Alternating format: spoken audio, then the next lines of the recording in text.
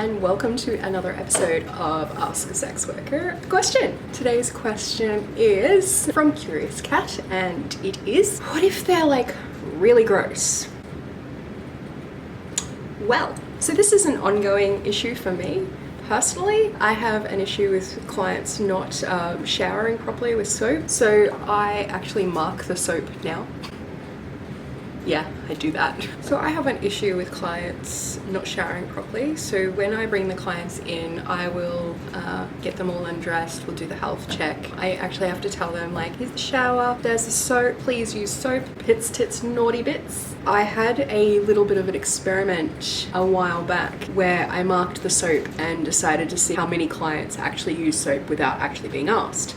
Because I was noticing that I had a lot of people I was sending back into the shower, and it's very uncomfortable as a worker to say, hey dude, you smell like ass, get back in the shower, and it's happening on your time. So that can happen, and I'd prefer to avoid that if at all possible. So their time actually doesn't start until after they've had their shower and I come back into the room. So if I come back into the room and I go and have a look, and the level of soap, like, it's thick soap, man. Like, you can't just like a little tiny squeeze and go like, that's enough. Like, that's not going to register, and if it doesn't register, that's not enough soap, and your parents failed you as parents. Their grown-ass man cannot use soap in the shower. Like, you're having sex with a random stranger. Shower properly.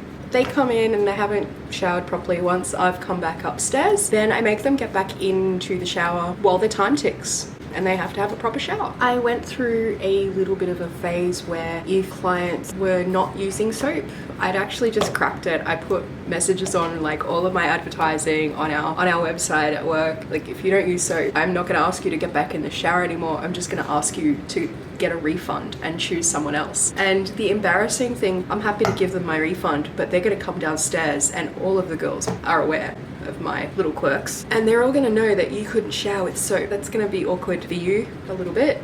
So please use soap. Make sure you wash all of your parts. Don't come out of the shower smelling like ass. If you come out of the shower smelling wet bum, you have not showered properly. So client comes into the building like to intro, and he looks like he's just crawled out of a dumpster. Like, I will always go and say hello unless I'm aware of who they are. I have previous experience with them, then I will generally probably intro them. If I don't think that they're capable of scrubbing up properly, chances are I might actually just skip the booking and just be not available. For the prices that we charge, I have to, like, personally, I have to level it out with, hey, this is how much I'll put up with for the amount of money I'm actually getting paid, like, realistically. Yeah, so always put your best foot forward, because there are a multitude of reasons why a sex worker might not want to stay with you, and bad personal hygiene is definitely one of those. I hope that you've enjoyed this episode of Ask a Sex Worker a Question. Please subscribe, ring the notifications bell. New videos every Friday.